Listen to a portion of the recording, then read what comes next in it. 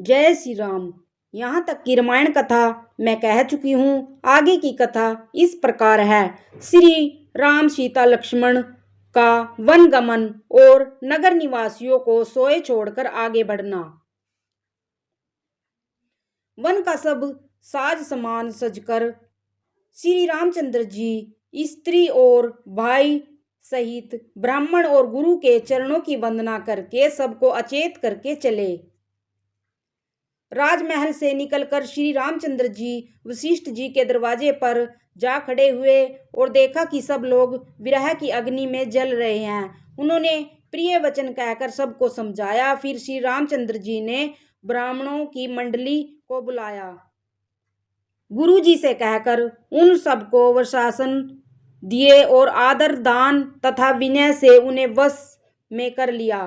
फिर याचकों को दान और मान देकर संतुष्ट किया तथा मित्रों को पवित्र प्रेम से प्रसन्न किया।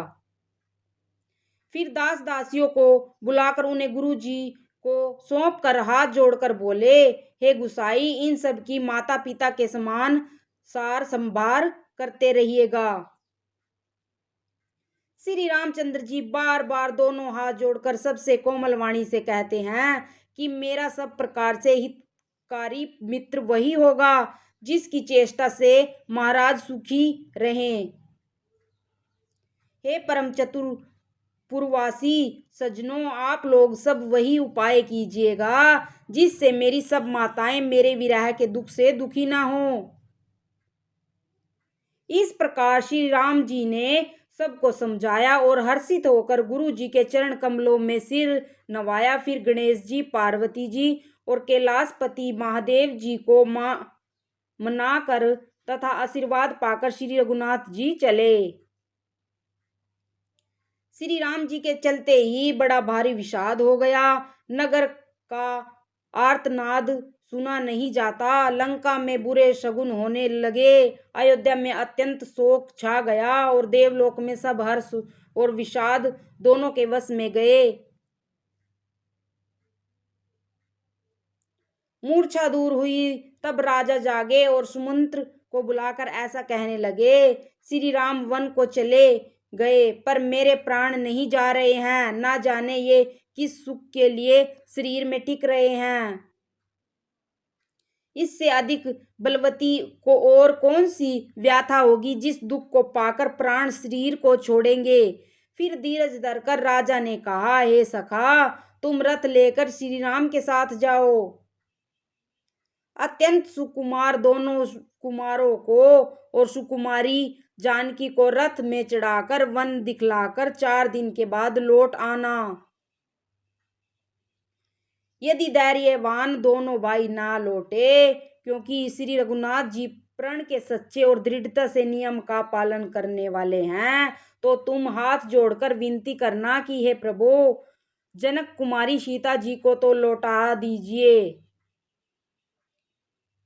जब सीता वन को देखकर डरे तब मौका पाकर मेरी यह सीख उनसे कहना कि तुम्हारे सास और ससुर ने ऐसा संदेश कहा है कि हे पुत्री, तुम लौट चलो, वन में बहुत क्लेश है। कभी पिता के घर कभी ससुराल, जहां तुम्हारी इच्छा हो वहीं रहना। इस प्रकार तुम बहुत से उपाय करना। यदि सीता जी लौट आए तो मेरे प्राणों का सहारा हो जाएगा, नहीं तो अंत में मेरा मरण ही होगा। विधाता के विपरीत होने पर कुछ वश नहीं चलता। हाँ, राम लक्ष्मण और सीता को लाकर दिखाओ। ऐसा कहकर राजा मूर्छित होकर पृथ्वी पर गिर पड़े। सुमंत्र जी राजा की आज्ञा पाकर सिर नवाकर और बहुत जल्दी रथ जुड़वाकर वहां गए जहां नगर के बाहर सीता जी सहित दोनों भाई थे। तब सुमंत्र ने राजा के वचन श्री रामचंद्र जी को सुनाए और विनती करके उनको रथ पर चढ़ाया। सीता जी सहित दोनों भाई रथ पर चढ़कर हृदय में अयोध्या को सिर नवाकर चले। श्री रामचंद्र जी को जाते हुए और अयोध्या को अनाथ देखकर सब लोग व्याकुल होकर उनके साथ हो लिए। कृपा के समुद्र श्री राम जी उन्हें बहुत तरह से समझाते हैं तो वे लौट जाते हैं, परंतु प्रेमवश फिर लौट आते हैं। अयोध्यापुरी बड़ी डरावनी लग रही है, मानो अंधकारमयी काल रात्रि ही हो। नगर के नर नारी भयानक जंतुओं के समान एक दूसरे को देखकर डर रहे हैं।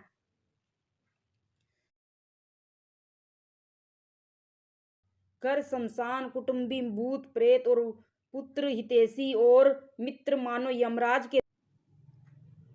बगीचों में वृक्ष और बेलें कुम्हला रही हैं। नदी और तालाब ऐसे भयानक लगते हैं कि उनकी ओर देखा भी नहीं जाता।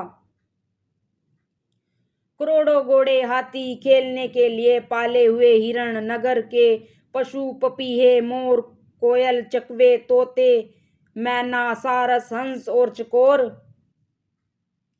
श्री राम जी के वियोग में सभी व्याकुल हुए, जहां तहां खड़े हैं, मानो तस्वीरों में लिख कर बनाए हुए हैं। नगर मानो फलों से परिपूर्ण बड़ा भारी सघन वन था। नगर निवासी सब स्त्री पुरुष, बहुत से पशु पक्षी थे।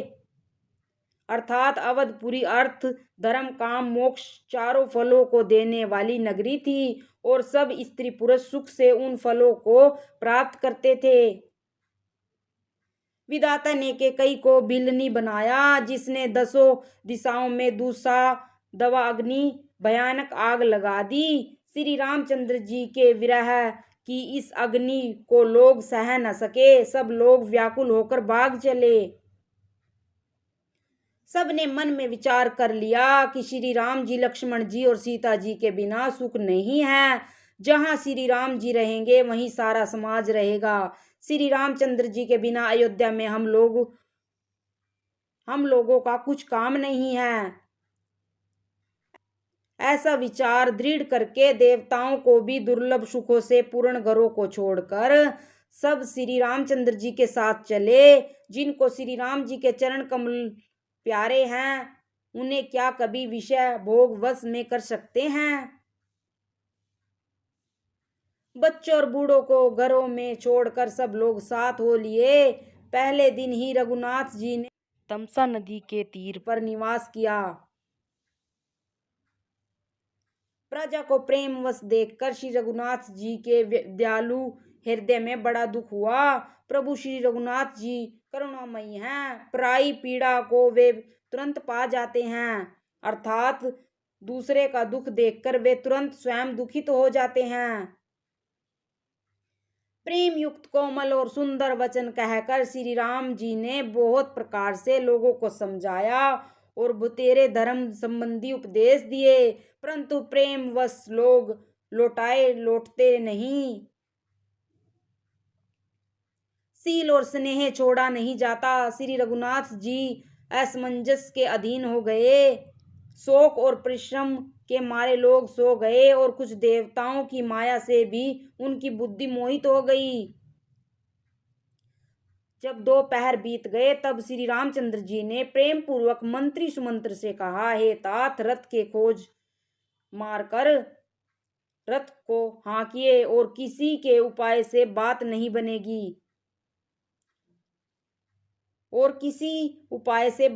बनेगी। शंकर जी के चरणों में सिर नवाकर श्री राम जी, लक्ष्मण जी और सीता जी रथ पर सवार हुए। मंत्री ने तुरंत ही रथ को इधर उधर खोज छिपाकर चला दिया। सवेरा होते ही सब लोग जागे तो बड़ा शोर मचा कि रघुनाथ जी चले गए, कहीं रथ का खोज नहीं पाते। सब हा राम पुकारते हुए चारों ओर दौड़ रहे हैं, मानो समुद्र में जहाज डूब गया हो, जिससे व्यापारियों का समुदाय बहुत ही व्याकुल हो उठा हो। वे एक दूसरे को उपदेश देते हैं कि श्री रामचंद्र जी ने हम लोगों को क्लेश होगा यह जानकर छोड़ दिया है। वे लोग अपनी निंदा करते हैं और मछलियों की सराहना करते हैं। कहते हैं, श्री रामचंद्र जी के बिना हमारे जीने को धिक्कार है। विधाता ने यदि प्यारे का वियोग ही रचा तो फिर उसने मांगने पर मृत्यु क्यों नहीं दी। इस प्रकार बहुत से प्रलाप करते हुए वे संताप से भरे हुए अयोध्या जी में आए। उन लोगों के विषम वियोग की दशा का वर्णन नहीं किया जा सकता। अवधि की आशा से ही वे प्राणों को रख रहे हैं। स्त्री पुरुष श्री रामचंद्र जी के दर्शन के लिए नियम और व्रत करने लगे और ऐसी दुखी हो गए जैसे चकवा चकवी और कमल सूर्य के बिना दीन हो जाते हैं। सीता जी और मंत्री सहित दोनों भाई श्रृंगवेरपुर जा पहुंचे। वहां गंगा जी को देखकर श्री राम जी रथ से उतर पड़े और बड़े हर्ष के साथ उन्होंने दंडवत की। लक्ष्मण जी, सुमंत्र और सीता जी ने भी प्रणाम किया।